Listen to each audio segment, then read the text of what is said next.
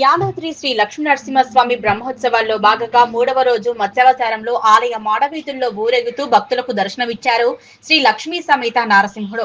సోమకాసురుడు అనే రాక్షసుడు వేదాలను అపహరించి సప్త సముద్రాల అడుగున దాగి ఉన్నప్పుడు లోక రక్షణార్థం శ్రీ మహావిష్ణువు మత్స్యావతారం దాల్చి వేద పరిరక్షణకు శిష్ట పరిరక్షణ చేశాడని నృసింహుడని పండితులు తెలిపారు.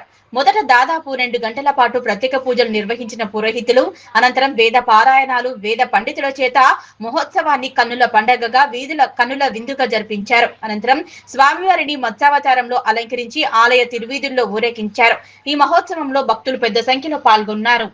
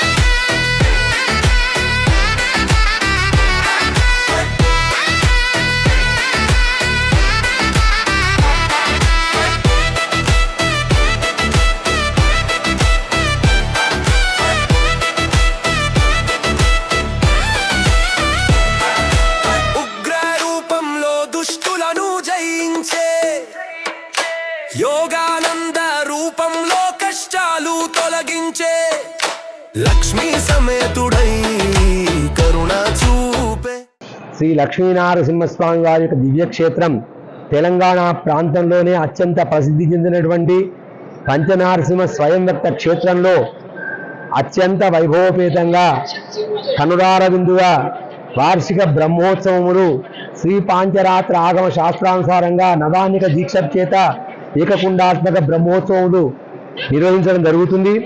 ఈరోజు స్వామివారి యొక్క సన్నిధిలో వేద పారాయణములు అలాగే రామాయణ ఇతిహాస భారత భాగవత పురాణ మూలమంత్ర అనుష్ఠాన జపాలను ఋత్విక్ వరేణ్యుల చేత 108 మంది ఋత్విక్కుల చేత ఈ యొక్క కార్యక్రమాలను ప్రారంభించడం జరిగింది.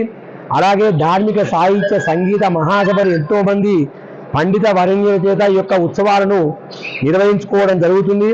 ఈరోజు విశేషంగా ప్రథమంగా అలంకారంగా స్వామి నృసింహస్వామి వారు దశావతారాలలో మొదటి అవతారమైనటువంటి మత్స్యావతారంలో పురవీధులలో ఊరేగించి భక్తులందరికీ కూడా కనువిందుగా అలంకారంలో దర్శనమిచ్చారు.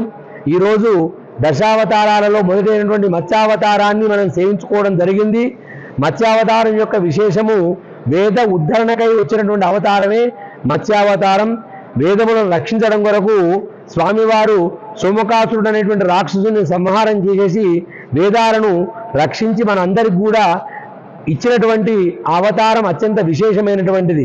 మన జ్ఞానాన్ని ప్రసాదించిన అవతారమే మత్స్యావతారం. దుష్ట శిక్షణ శిష్ట రక్షణార్థమై ప్రతి విషయంలో కూడా ఆయా సమయాలలో అణువులో అణువై పరమాణువై ఎక్కడంటే అక్కడ స్వామివారు ఆవిర్భవించి అందరినీ రక్షిస్తూ దుష్టులను శిక్షిస్తున్నటువంటి ఈ యొక్క విష్ణుమూర్తి అవతారాలలో మత్స్యావతారం అత్యంత విశేషమైనటువంటిది. ఈరోజు ఆ మత్స్యావతారంలో ఉన్నటువంటి ఆ నృసింహస్వామిని దర్శించిన మాత్రమే జ్ఞానం కలుగుతుంది, శక్తి వస్తుంది. అలాగే శరీరంలో ఉన్నటువంటి కామ క్రోధ లోభ మోహ మదమాత్రం అనేటువంటి వాటిని పారదోలి చక్కని సాత్వికమైనటువంటి మనస్సును కలిగించే జ్ఞానాన్ని ఇచ్చేటువంటి అవతారం. అలాంటి లక్ష్మీనరసింహుడు మనం అందరికి కూడా చక్కని జ్ఞానాన్ని ప్రసాదించుగా కానీ ప్రార్థిస్తున్నాం. సాయంకాలము శేషవాహనంలో స్వామివారు విశేషంగా నృసింహులు స్వామి ఆ శేషవాహనంలో పురవీధుల్లో ఊరేగుతారు. ప్రప్రథమంగా ఈరోజు బంగారుమయమైనటువంటి ఆ శేషవాహనంలో స్వామివారు అద్భుతంగా అలంకరించుకొని మన అందరినీ కూడా ఆశీర్వదించడం కొరకు పురవీధులలో ఊరేగుతాడు. భక్తులందరూ కూడా ఆ శేషవాహనారుడు నరసింహస్వామిని దర్శించి తరించి స్వామి యొక్క అనుగ్రహానికి పాత్రులవుగాక. స్వస్తి సమస్త మంగళాని భవంతు.